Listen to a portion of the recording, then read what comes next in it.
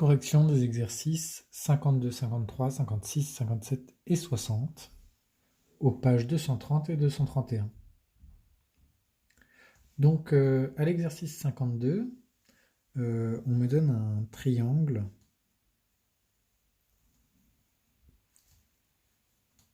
que je reproduis sans forcément respecter les échelles. Il s'appelle EFG.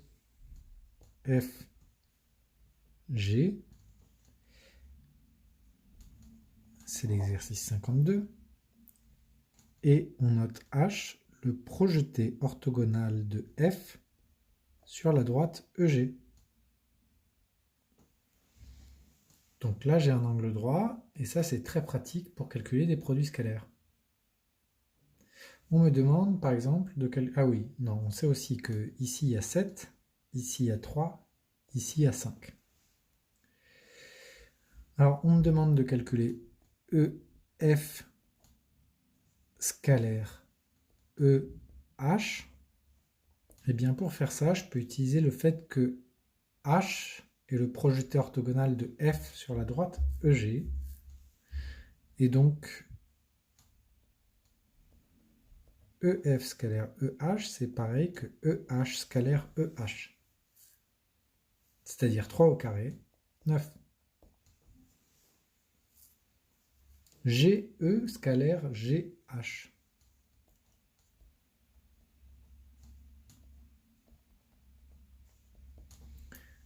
GE et GH sont deux vecteurs qui sont collinéaires, qui ont le même sens, et donc il suffit de faire le produit des deux longueurs.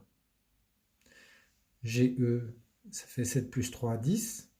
GH, ça fait 7. 10 fois 7, 70.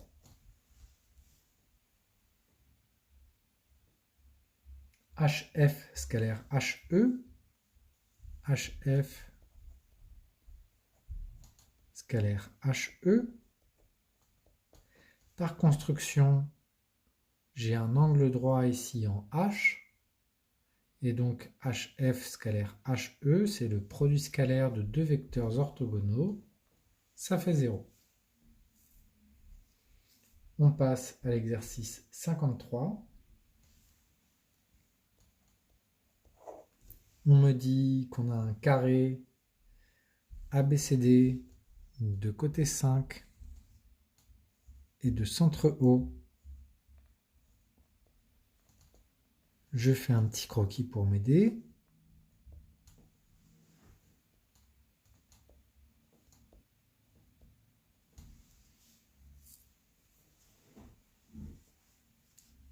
Et on me demande, ah oui, on note I, le milieu de BC. Il est là. J, le milieu de CD. Il est là.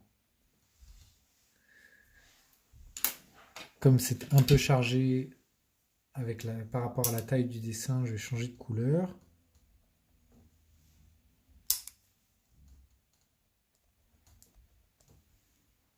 On voit pas trop la différence sur la caméra. Tant pis. I, c'est ce côté-là. J, c'est ce côté-là. Est-ce qu'il faut que je le refasse en plus grand? Allez, c'est parti. Je le refais en plus grand. Je tourne la page.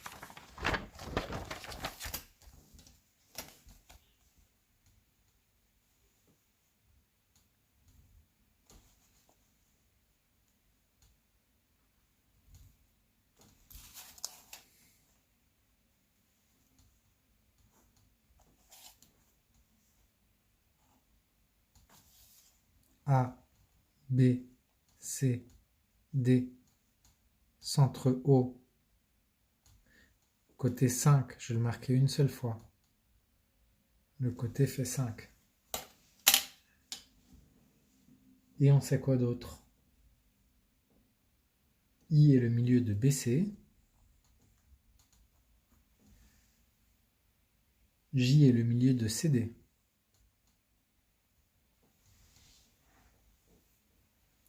Bien, calculer les produits scalaires suivants. Alors, BA scalaire BD. BA scalaire BD.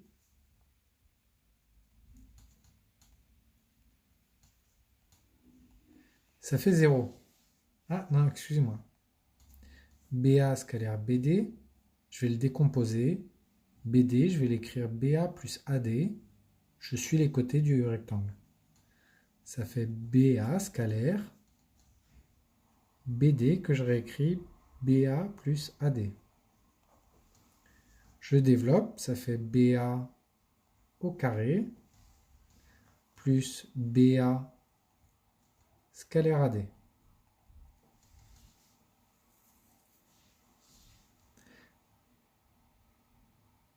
BA scalaire AD, c'est le produit scalaire de deux vecteurs orthogonaux, ça fait 0. BA carré, c'est 25. 25. AB scalaire AC. AB scalaire AC, ça va être exactement le même calcul.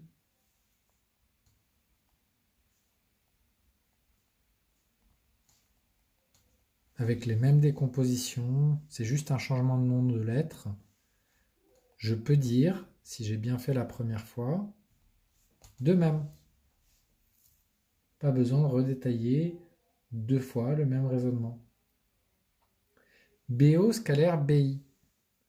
BO scalaire BI.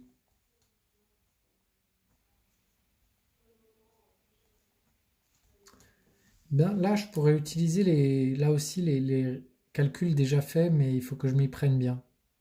BO, je vais dire que c'est la moitié de BD. Et BI, je vais dire que c'est la moitié de BC.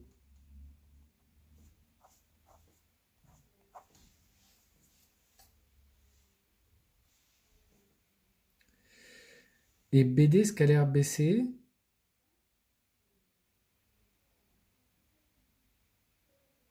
ça va encore faire 25, c'est encore le même résultat que tout à l'heure, hein. Donc je peux sortir les 1 demi, là ça va faire 1 demi fois 1 demi, 1 quart de BD scalaire BC. Et ça fait 1 quart de 25, c'est-à-dire 25 quarts, comme tout à l'heure. Je passe à la question B. Ça c'était la question A, tout ça. Question B. AC scalaire BD.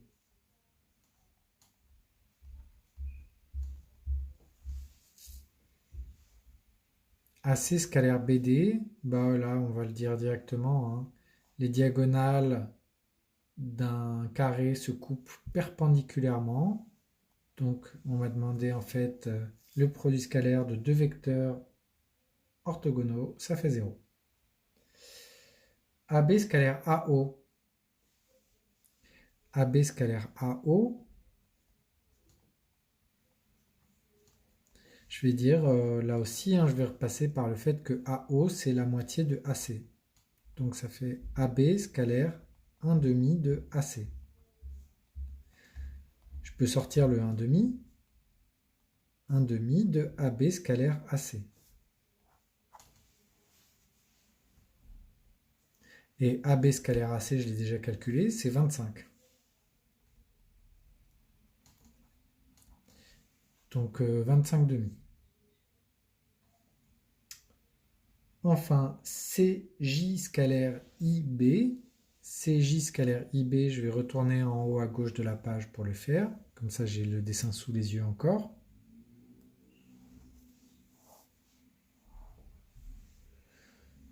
CJ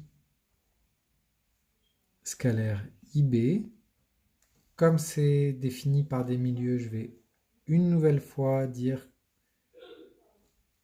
changer les noms des lettres et dire que CJ, c'est la moitié de CD.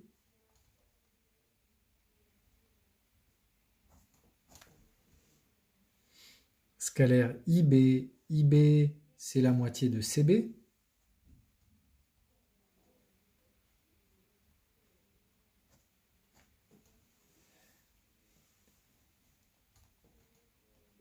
Je fais passer les 1/2 devant. 1/2 fois 1/2, ça fait 1/4. Il reste CD scalaire CB.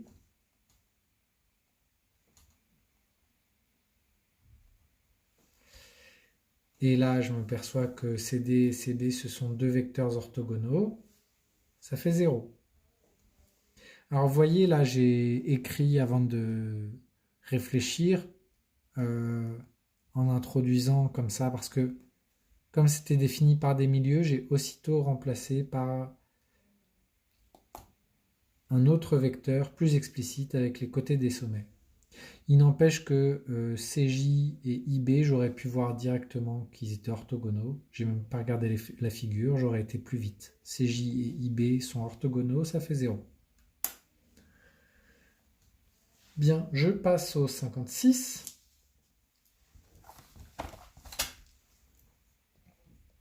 Page 231. On me dit que on a deux vecteurs U et V, que la norme de U c'est 2, que la norme de V c'est 5 et que U scalaire V c'est 1. Et à partir de là, on me demande de faire des calculs de produits scalaires. Alors allons-y. 4U moins 3V scalaire 2U plus 5V. On distribue. Ça fait 4 fois 2 U carré, 8 U carré, plus 4 fois 5, 20 U scalaire V.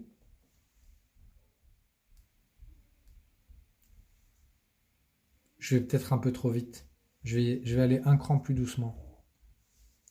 On va distribuer en étant un peu plus explicite. Ça va faire 4U scalaire 2U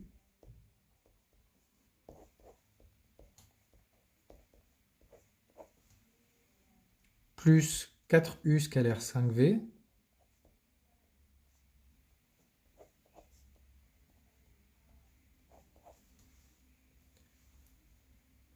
moins 3V scalaire 2U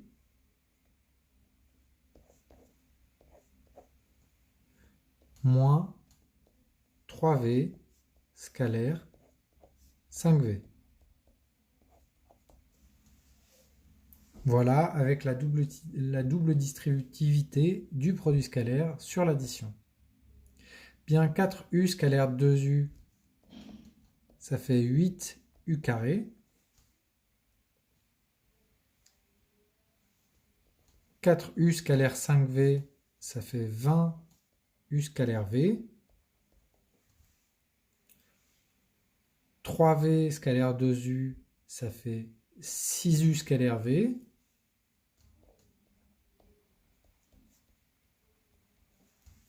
Hein, c'était V scalaire U, mais c'est pareil que U scalaire V, par symétrie du produit scalaire. Et il me reste moins 15V carré.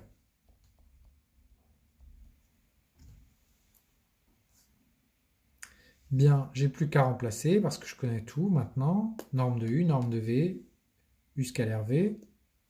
Norme de U, c'est 2, donc 8U carré. Ça veut dire 8 fois 4. 20U scalaire V, ça fait 20 fois 1. Moins 6 fois 1. Moins 15 fois la norme de V au carré. 25. Bien. J'ai tout. Je demande à ma calculatrice. Enfin bon, 8 fois 4, 32. Et 20, 52. Je retire 6. 46. Et là, je vais retirer 15 fois 25. 15 fois 25, ça doit faire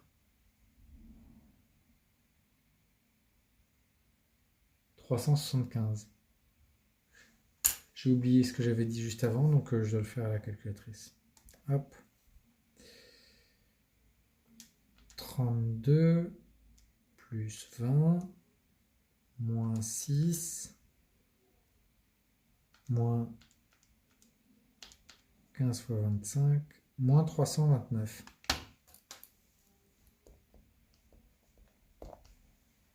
Oups, moins 329, disais-je. Bien, ça c'était la question A. Je vais accélérer peut-être un petit peu pour la question B.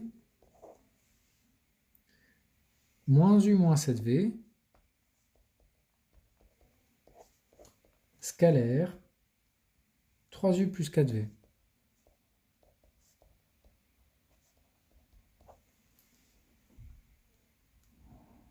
C'était 3V plus 4U, il faut faire attention à ce qu'on écrit et à ce qu'on lit. Les U et les V se ressemblent, c'est un problème, il faut y faire un peu attention. Et je vous fais remarquer que certains élèves font vraiment les U et les V de la même manière. C'est pas possible dans cette leçon, hein, comme pour les suites. Il y a des U et des V partout, il ne faut pas les mélanger. Bien, ceci nous fait. Donc pareil, hein, je vais faire la double distributivité, mais je vais accélérer un tout petit peu. Ça va faire moins 3U scalaire V.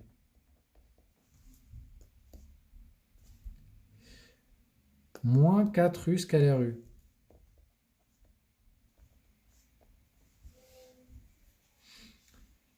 Moins 21 V carré.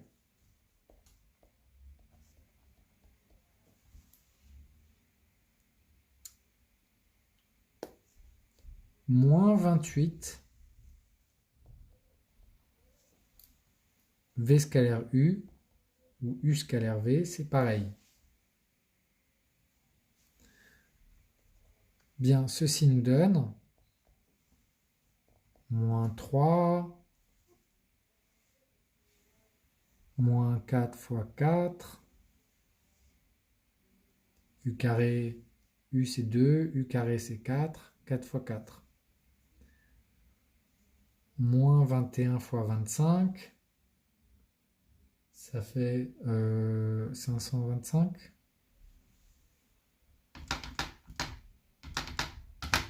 C'est ça.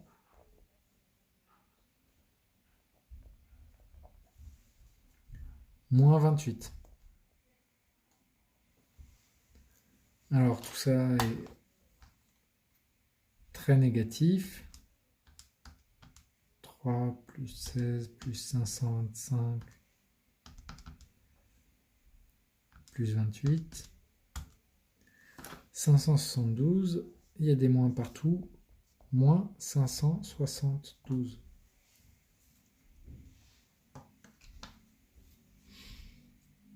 Question C. U moins V, scalaire de U plus 4V. C'est pas plus compliqué. On développe. Ça va faire U scalaire U pour commencer. J'accélère encore un cran. U scalaire U, ça fait 4. Plus 4U scalaire V. 4U scalaire V, ça veut dire 4 fois 1. Moins V scalaire U. C'est pareil que U scalaire V, ça fait 1. Moins 4V scalaire V. Et ça fait 4 fois 25, 100. Donc 8, 7, 7 moins 100, moins 93.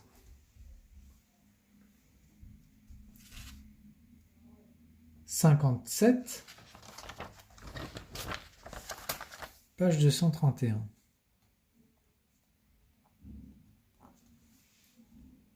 57, page 231. On me dit qu'on a un triangle isocèle en A.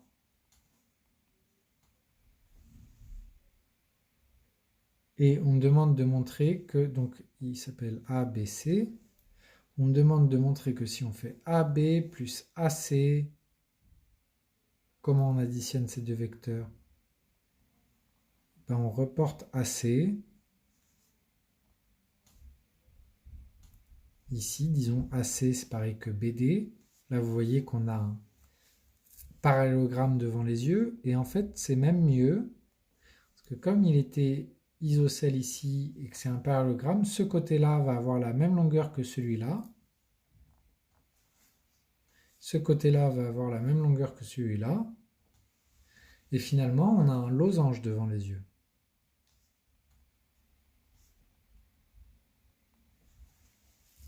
Et quand on a un losange, on a un angle droit, les diagonales se coupent perpendiculairement et en leur milieu. Bon, on a déjà la réponse devant les yeux. Si je fais AB plus AC scalaire BC, c'est égal à AB plus BD, où D est le point placé comme sur la figure, de manière à ce que ABDC, excusez-moi, ABDC soit un parallélogramme.